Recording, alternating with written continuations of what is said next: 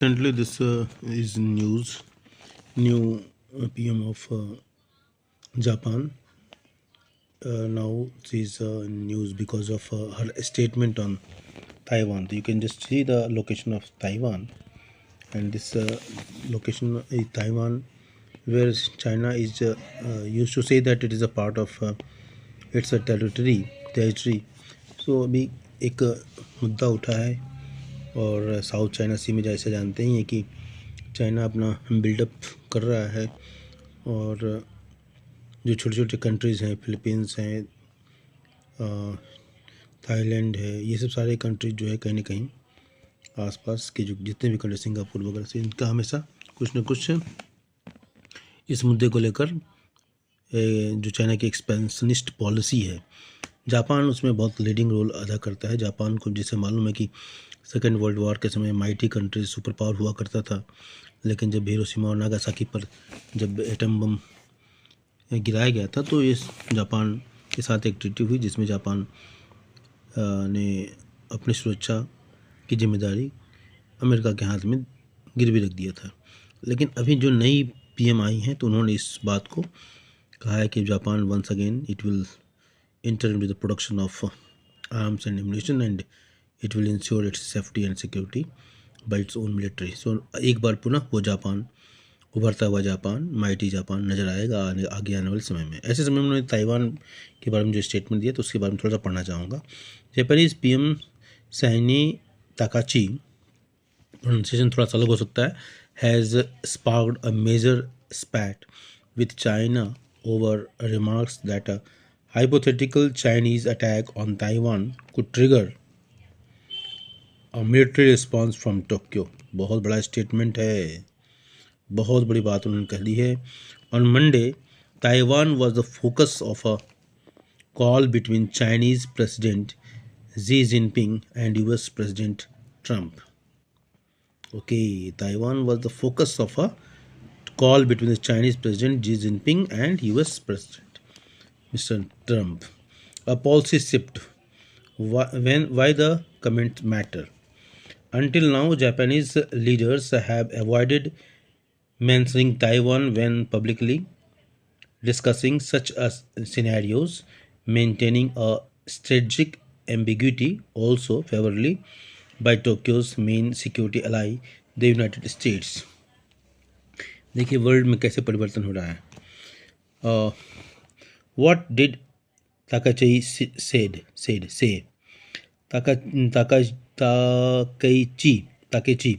ताकेची was asked by an opposition lawmaker in parliament, देखिए वहाँ से बात उठी है ये, about survival threatening situations, a legal term that allows Japan's premiers to deploy the country's self-defense forces. In response, she gave an example that an attempt to bring Taiwan completely under the control of Beijing using battleships and military forces could constitute such a situation। Okay, if it involves the use of warships and military actions, it could be all means become a survival threatening situation। She later added, अब ये जो उन्होंने add किया ना, यही शायद एक issue बन गया। Later she added that an attack on US warship sent to break any Chinese blockade on Taiwan could require Tokyo to intervene militarily to defend itself and its ally।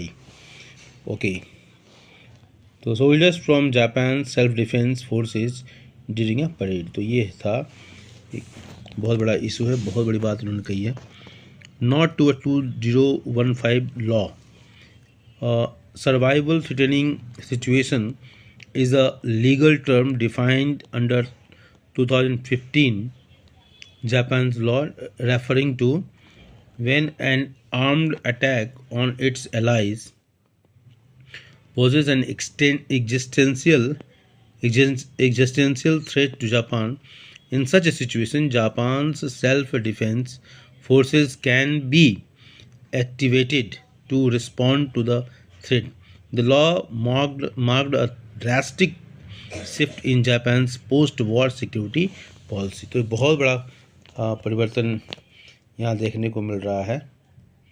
और Taiwan के जो president हैं लाई चिंग ते posted image of himself eating sushi to show his support for Japan. Now is perhaps a good time to eat Japanese food. Okay, this is message. कैसे international level पर ये messaging की जाती है, इसका बेहतरीन नमूना यहाँ पर इनके ये इस पोस्ट ने क्रिएट किया है। अब चाइना ने इसको कैसे रिस्पॉन्ड किया, देखिए how China responded. Contentious post कहा है इसको चाइना ने। China's consul general in Osaka shared a news article about Takaichi remarks and commented, "The dirty head that stick itself in must be cut off." ओह, ये भी तो बहुत खतरनाक बोल दिया इसने। The dirty head that sticks itself in must be cut off. Tokyo said the comment were extremely inappropriate. The diplomat's comments were later deleted. अच्छा, बाद में इसको डिलीट कर दिया। ओके।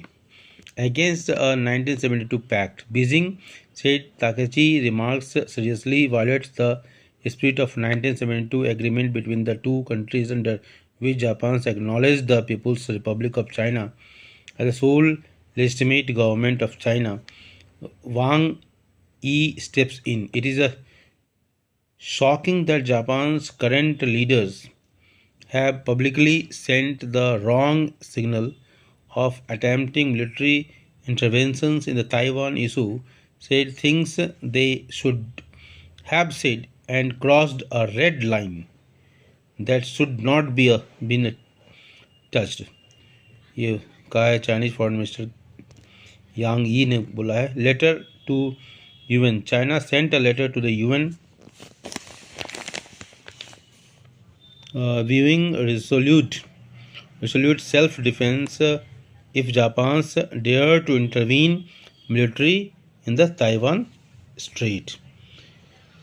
ओके, ये सब बहुत बड़ी बात हो गई और भारत भी अपने तर्कस को सही रखना होगा कि जिस तरीके से सिनेरियो भारत के आसपास, चाइना एक permanent threat for India, Pakistan छोटा थ्रेट है लेकिन कंटिन्यूस थ्रेट है, और नाउ बांग्लादेश और अभी पाकिस्तान और सऊदी अरबिया के बीच में जो अलायंस हुआ है तो भी एक खतरनाक बन रहा है। टर्की ऑलरेडी इंटर हो चुका है, इसलिए भारत को अपने मिलिट्री, अपने डिफेंस और सबसे बड़ी बात है इनके सिटीजन्स, कुछ सिटीजन्स जो दूसरे देशों की भाषा बोलते हैं, तो ऐसे सिटीजन्स की भी माइंडसेट को चेंज करने की ज़रूरत है देश की सिक्योरिटी के लिए। Thank you.